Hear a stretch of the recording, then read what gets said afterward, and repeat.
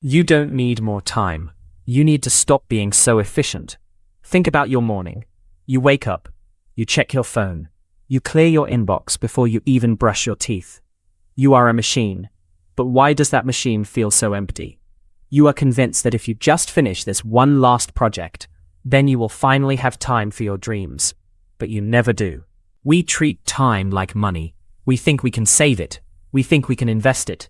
We think if we work faster, we will eventually build up a surplus. But time is not money. You cannot bank it. You cannot earn more.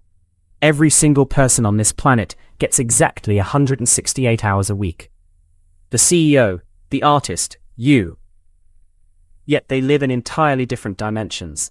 While you are busy optimizing your to-do list, you are actually building a cage. The more efficient you become, the more work people dump on you. It is called Parkinson's law. Work expands to fill the time you give it. If you give yourself all day to write a report, it takes all day. If you give yourself 1 hour, it takes 1 hour. So why are you still giving your life away to tasks that grow to fill your schedule? Here is the uncomfortable truth. You are not busy because you have too much to do. You are busy because being busy is a defense mechanism. It protects you from the terrifying reality of your own life. If you actually finished your work, you would have to face the question you have been avoiding. Who are you when you are not being productive? What do you actually love? It is much safer to be the person who's too tired to paint, too exhausted to travel, or too busy to start that business. You use your efficiency as a shield. You hide behind your inbox so you do not have to risk failing at something that actually matters to your soul. You spend 2 hours and 27 minutes every single day on social media. That is 37 days a year.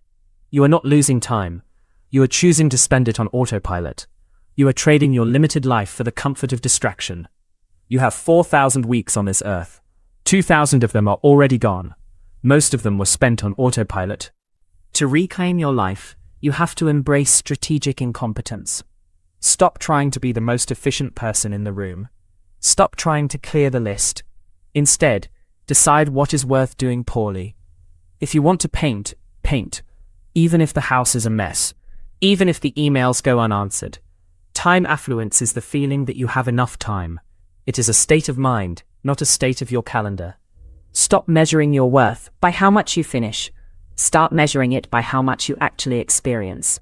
The list will never be empty. You will die with things left to do. The question is whether those things were yours or someone else's. You have the time. You just need the courage to stop being productive and start being alive.